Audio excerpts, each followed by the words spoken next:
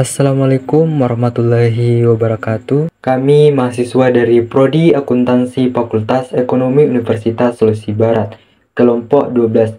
Video ini dibuat untuk menyelesaikan salah satu tugas dalam mata kuliah Akuntansi Forensik dengan dosen pengampu Bapak Indra Basir SE MAK. Kami kelompok 12 terdiri dari 3 anggota kelompok masing-masing bekerja sama memenuhi tugas dengan judul kasus Korupsi KTP Elektronik 2011-2014. 3. Setia Novanto dan Andi Agustinus alias Andi Narogong sebesar 11% atau sejumlah 574.200 juta rupiah. Sedangkan sisanya sebesar 49% atau sejumlah 2.558 miliar rupiah akan dibagi-bagi. Ganjar Pranowo, Arief Wibowo, Mustopo Wendy, Rindoko, Jazuli Juwaini, Agun Gunajar Sudasa, Ignatius Mulyono, Miriam S. Haryani, Numan Abdul Hakim, Abdul Malik Haramain, Jamal Aziz, Markus Nari, Yasona Lauli, dan 37 anggota Komisi 2 DPR lainnya.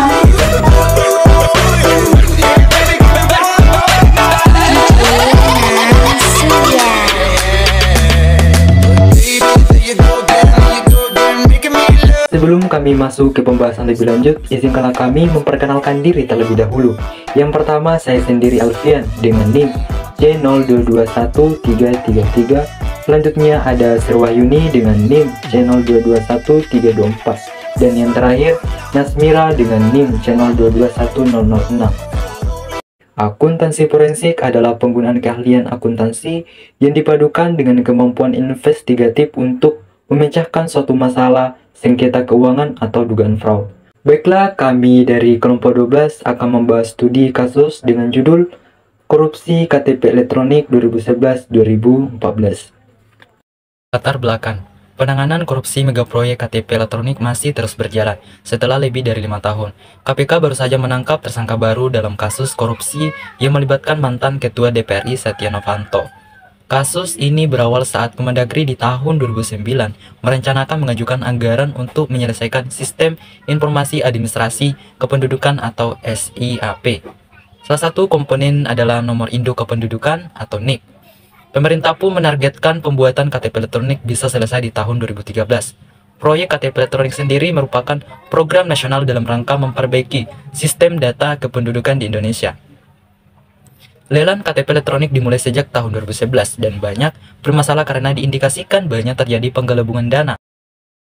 Berdasarkan catatan kompas.com, kasus korupsi proyek KTP elektronik tertendus akibat kicauan mantan Bendahara Umum Partai Demokrat atau PD, Muhammad Nazruddin. KPK kemudian mengungkap adanya kong-kali-kong secara sistemik yang dilakukan oleh birokrat, wakil rakyat, pejabat, BUM, hingga pengusaha dalam proyek pengadaan KTP elektronik pada tahun 2011-2012. Akibat korupsi berjamaah ini, negara mengalami kerugian mencapai 2,3 triliun. DPR pun sempat dihebohkan karena KPK selamat menangani kasus ini melakukan pemanggilan kepada puluhan anggota dewan maupun mantan anggota DPR RI. Nama-nama tokoh besar bahkan ikut dikaitkan. Dalam perkara pokok kasus korupsi KTP elektronik, ada 8 orang yang sudah diproses dan divonis bersalah. Korupsi dimulai setelah rapat pembahasan anggaran pada bulan Februari tahun 2010.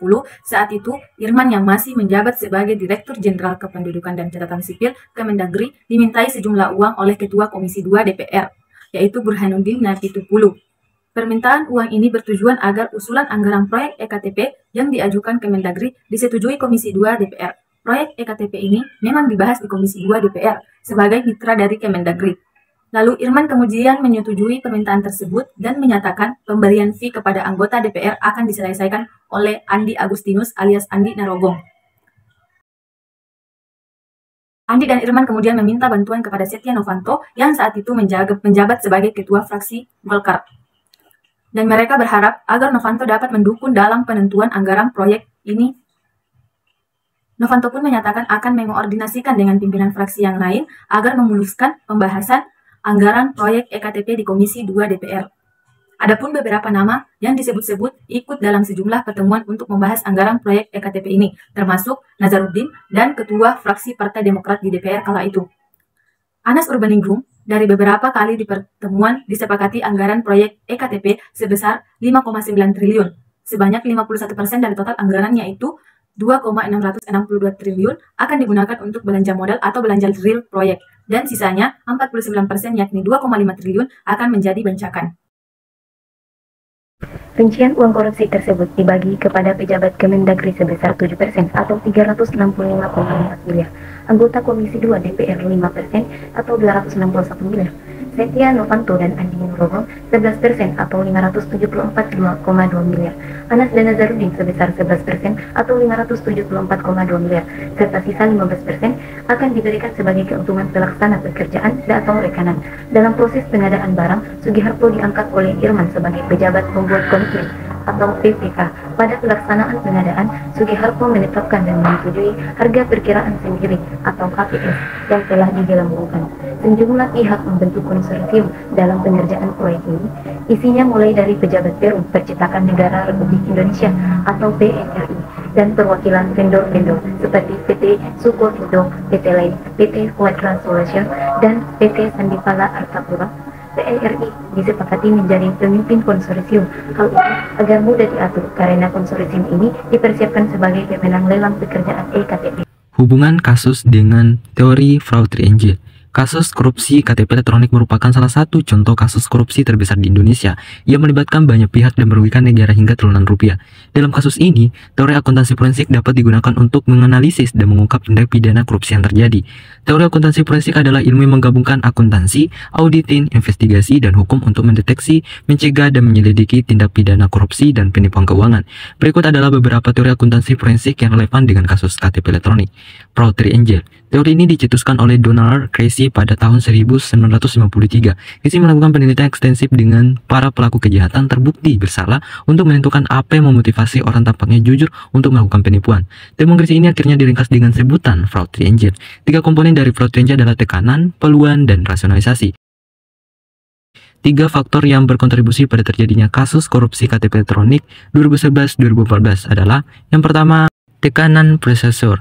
Tekanan internal atau eksternal yang mendorong seseorang untuk melakukan penipuan. Dalam kasus KTP elektronik, tekanan dapat berasal dari keinginan untuk mendapatkan keuntungan pribadi atau politik. Kemudian yang kedua adalah kesempatan atau opportunity. Kesempatan untuk melakukan penipuan tanpa terdeteksi. Dalam kasus KTP elektronik, terdapat banyak kelemahan dalam sistem pengadaan dan penguasaan proyek yang memberikan kesempatan untuk melakukan korupsi. Kemudian yang ketiga adalah rasionalisasi atau pembenaran diri yang dilakukan oleh pelaku untuk meyakinkan diri bahwa tindakan mereka tidak salah. Dalam kasus KTP elektronik, pelaku mungkin meyakinkan diri bahwa mereka hanya mengambil bagian kecil dari kue yang besar atau bahwa mereka melakukan hal tersebut untuk kepentingan rakyat. Kesimpulan, kasus korupsi KTP elektronik bagaikan luka lama yang terus menganga di tubuh bangsa Indonesia.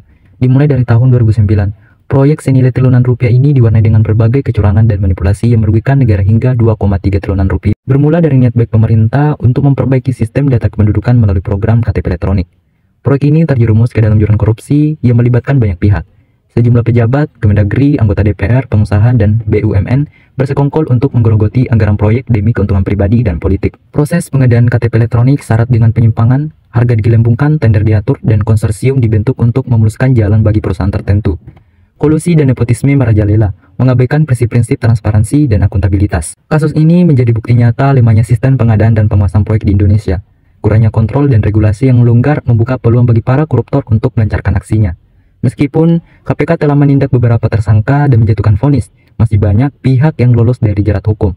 Nama-nama besar yang terlibat dalam kasus ini masih belum tersentuh, meninggalkan rasa frustasi dan ketidakpercayaan publik terhadap sistem peradilan. Kasus KTP elektronik menjadi pelajaran berharga bagi bangsa Indonesia. Perlunya reformasi besar-besaran dalam sistem pengadaan dan pengawasan proyek untuk mencegah terulangnya tragedi serupa. Transparansi, akuntabilitas, dan penegakan hukum yang tegas menjadi kunci untuk memerangi korupsi dan membangun Indonesia yang lebih adil dan sejahtera.